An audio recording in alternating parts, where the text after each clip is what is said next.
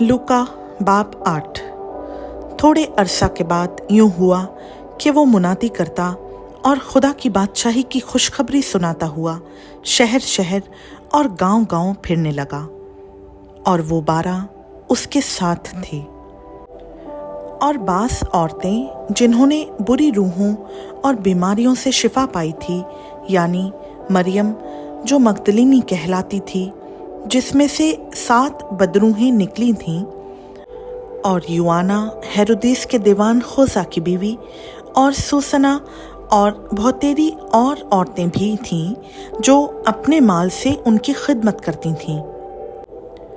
फिर जब बड़ी भीड़ जमा हुई और हर शहर के लोग उसके पास चले आते थे, उसने तमसील में कहा कि एक बोने वाला अपना बीज बोने निकला, और बोते वक्त कुछ राह के किनारे गिरा और रौंदा गया, और हवा के परिंदों ने उसे चुग लिया, और कुछ चट्टान पर गिरा और उगकर सूख गया, इसलिए कि उसको तरी ना पहुंची, और कुछ झाड़ियों में गिरा, और झाड़ियों ने साथ साथ बढ़कर उसे दबा लिया, और कुछ अच्छी जमीन में गिरा और उगकर 100 गुना फल लाया।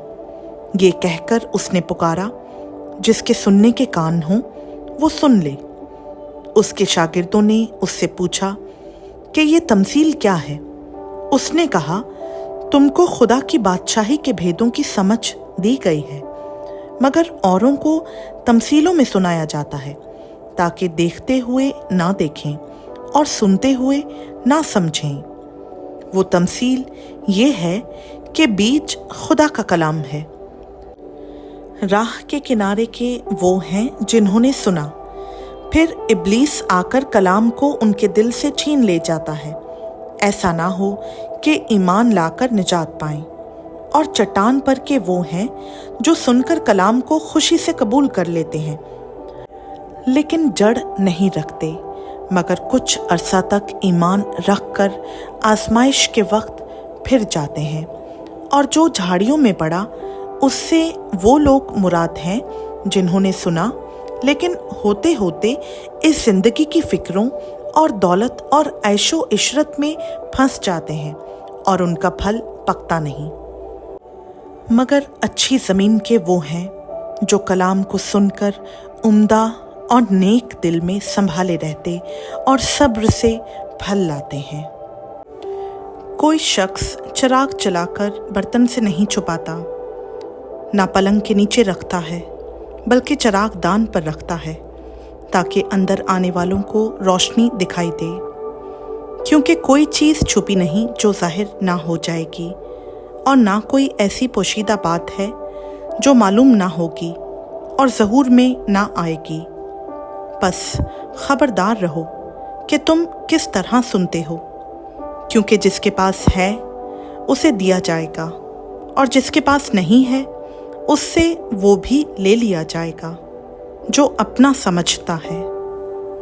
फिर उसकी माँ और उसके भाई उसके पास आए, मगर भीड़ के सबब से उस तक पहुँच ना सके, और उसे खबर दी गई कि तेरी माँ और तेरे भाई बाहर खड़े हैं और तुझसे मिलना चाहते हैं।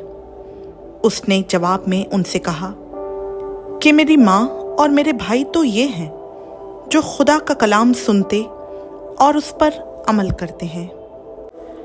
फिर एक दिन ऐसा हुआ कि वो और उसके शागिर्द कश्ती में सवार हुए, और उसने उनसे कहा, आओ झील के पार चलें। बस वो रवाना हुए, मगर जब कश्ती चली जाती थी तो वो सो गया, और झील पर बड़ी आंधी आई और कश्ती पानी से भरी जाती थी, और वो खतरा में थे। उन्होंने पास आकर उसे जगाया और कहा कि साहिब हम हलाक हुए जाते हैं। उसने उठकर हवा को और पानी के जोर शोर को झिड़का, और दोनों थम गए और अमन हो गया। उसने उनसे कहा, तुम्हारा ईमान कहाँ गया? वो डर गए और ताज्जुब करके आपस में कहने लगे कि ये कौन है? ये तो हवा और पानी को हुक्म देता है और वो उसकी मानते हैं। फिर वो गरासीनियों के इलाका में जा पहुंचे जो उस पार गलील के सामने है। जब वो किनारे पर उतरा तो उस शहर का एक मर्द उसे मिला जिसमें बदरूहें थीं, और उसने बड़ी मुद्दत से कपड़े ना पहने थे, और वो घर में नहीं बल्कि खबरों में रहा करता था। वो यीशु को देखकर चिल्लाया और उसके आगे गिरकर बुलंद आवाज से कहने लगा, ऐ यीशु, खुदा ताला के बेटे, मुझे तुझसे क्या काम? तेरी मिन्नत करता हूँ कि मुझे अजाब में ना डाल। क्योंकि वो उस नापाक रूह को हुक्म देता था कि इस आदमी में से निकल जा, इसलिए कि उसने उसको अक्सर पकड़ा था, और हर चंद लोग उसे जंजीरों और बेड़ियों से जकड़कर काबू में रखते थे, तो भी वो जंजीरों को तोड़ डालता था, और बदरूह उसको बियाबानों में भगाए फिरती थी। यीशु ने उससे पूछा, तेरा क्या नाम है? उसने कहा, लश्कर, क्योंकि उसमें बहुत सी बदरूहें थीं। और वो उसकी मिन्नत करने लगी कि हमें अथाह गड्ढे में जाने का हुक्म ना दे। वहाँ पहाड़ पर सूअरों का एक बड़ा गौल चर रहा था।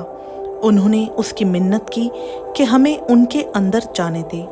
उसने उन्हें जाने दिया, और बदरूहें उस आदमी में से निकलकर सूअरों के अंदर गईं, और गौल कड़ाड़े पर से झपटकर झील में जा पड़ा और डूब मरा।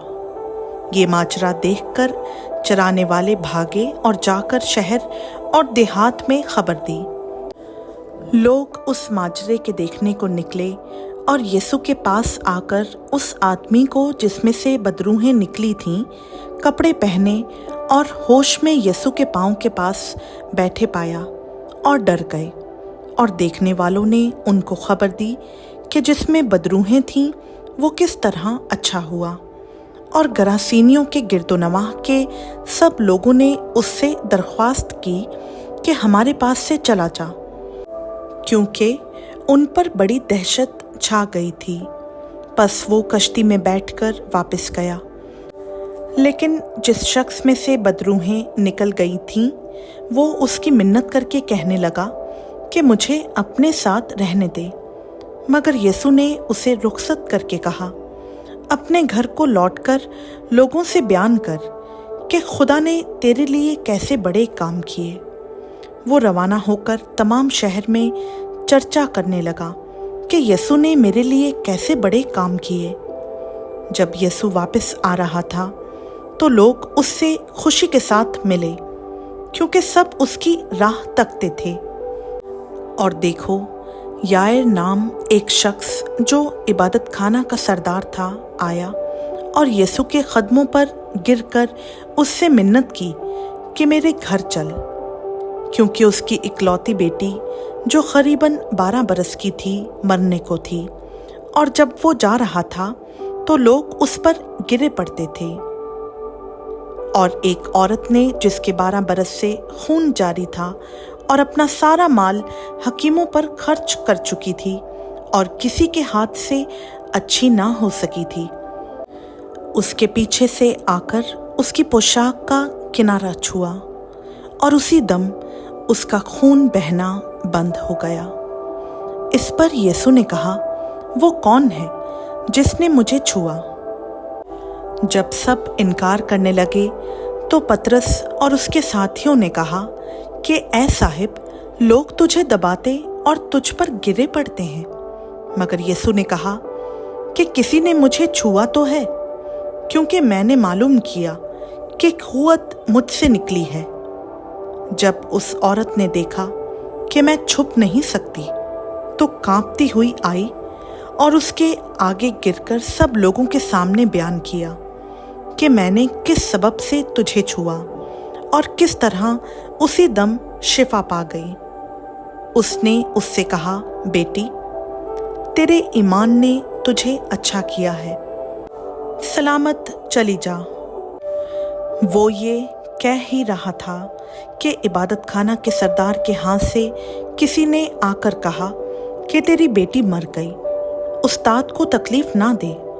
यीशु ने सुनकर उसे जवाब दिया کہ خوف نہ کر، فقط اعتقاد رکھ، وہ بچ جائے گی۔ اور گھر میں پہنچ کر پطرس اور یوحنا اور یعقوب اور لڑکی کے ماں باپ کے سوا کسی کو اپنے ساتھ اندر نہ جانے دیا، اور سب اس کے لیے رو پیٹ رہے تھے۔ مگر اس نے کہا، ماتم نہ کرو، وہ مر نہیں گئی بلکہ سوتی ہے۔ وہ اس پر ہنسنے لگے کیونکہ جانتے تھے کہ وہ مر گئی ہے، مگر اس نے اس کا ہاتھ پکڑا اور پکار کر کہا، اے لڑکی، اٹھ۔ اس کی روح پھر آئی اور وہ اسی دم اٹھی۔ پھر یسوع نے حکم دیا کہ لڑکی کو کچھ کھانے کو دیا جائے۔ اس کے ماں باپ حیران ہوئے اور اس نے انہیں تاکید کی کہ یہ ماجرا کسی سے نہ کہنا۔ خداوند کا پاک کلام کا پڑھا، سنا، سمجھا اور قبول کیا جانا ہم سبوں کے لیے باعث برکت ہو۔ آمین۔